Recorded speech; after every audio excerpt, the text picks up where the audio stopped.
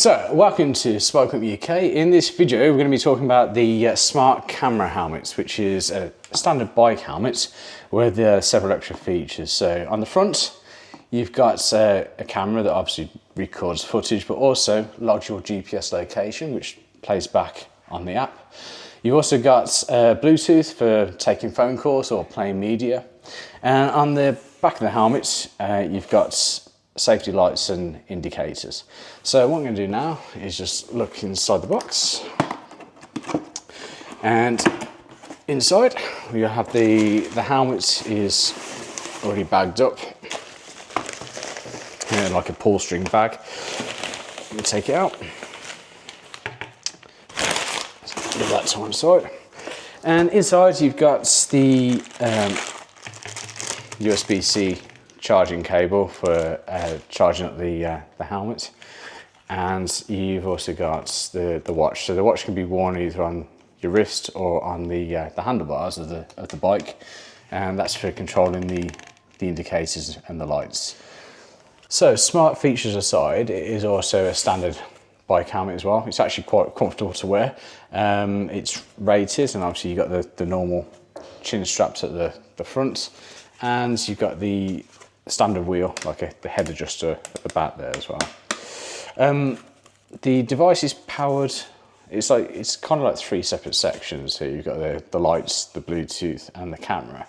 It's all powered by one battery held here, and you can remove it.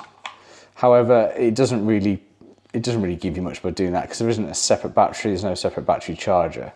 But I suppose if the helmet was damaged, you can check to make sure the battery isn't damaged, because if it is, it'd be too dangerous to continue using it. And at least if it did happen, or if the battery ever wears out, you will be able to get a replacement. Right, so on the front, you've got the camera here, but you've also got the controls directly underneath. So if you want to start recording, you press and hold the power button, and that will start the recording up. Now, as long as you're outside and you've got a clear view of the sky, the actual helmet itself has got a GPS chip inside. So whilst you're filming, it's logging the GPS location. If you play that back through the supplied app, that will show you the route you were taking whilst the video is being made. You have also got on the front as well the option to use Wi-Fi. So if you press and hold this down, you can hear through the speakers. It turns on the Wi-Fi, and it also pauses the video, because at that point what you can do with the Wi-Fi is, by using your phone, you can link your phone to the helmet itself. You can control it, so you can turn the recording on or off, so you can start recording whilst you're cycling. You can see live what the camera's looking at through see what the camera's looking at through the app. And you can see that it's logged GPS positions. You can also use the app to download the footage. Now, on the side of the helmet, you've got some speakers. So this is on either side. So this is where you actually take a phone call. So if you've got your Bluetooth link, so again, a separate system, you can link your phone by Wi-Fi to the camera. But if you want to use the speakers, then you need to link your phone's Bluetooth. Once it's linked, all the media will play through the speakers. The speaker's actually quite loud when you're wearing the helmet, but not so loud from outside. So although people will be able to hear your phone calls or media, it's not as loud as it sounds when you're actually wearing the helmet itself. Most people wear like Bluetooth headsets if they're on the phone at the same time. It just keep the conversation private that way, but it is less convenient, and they can fall out your ear, where this is all built in. And on the back of the helmet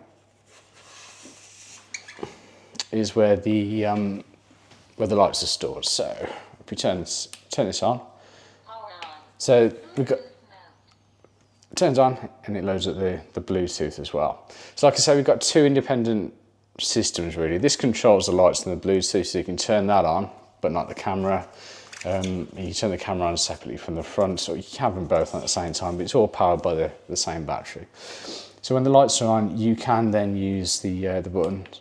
Slow flash. So you get like a slow flash, or fast flash, or preferably just a static light. And that also, so you have to have this on. You have to have this on to have the Bluetooth working, but you can have the lights switched off during the day, but the Bluetooth is still powered. And then the rest of the lights are controlled by the watch. So the watch is designed so obviously it can be worn on your wrist like a normal watch. Although it'd probably be more convenient to really have it on your handlebars. So before the journey, you need to make sure the device is on. You're getting the sensors like a little blue light, so at least you know it's powered.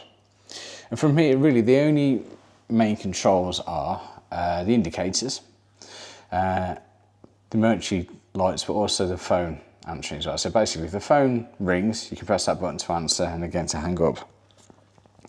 If the phone is not on at the time, then pressing that button actually starts the emergency lights on the back. Now, there's not going to be a great use for this feature, to be fair, because it's not normally that bikes break down. If they do, it's best just to move off the road. But the indicators are quite useful. Now, notice when you press this, obviously it's turn right. It tells you which way you're turning, so you can hear that the button's being pressed. You also get the ticking indicator sound. So that's quite important because some of the helmets don't do that. So though you may think you press the button, you may not be sure at the time, and you might not be sure if the indicators are still showing. At least with the sound playing, you can tell when the indicators are on and when they've stopped. So if you're taking longer to turn at the junction than you thought, you can just press it again. Turn right. And you will get the confirmation again. The same with turning the other way around. So apart from that, like I said before, if the phone rings, you can just press this button to answer, and then again to end the conversation.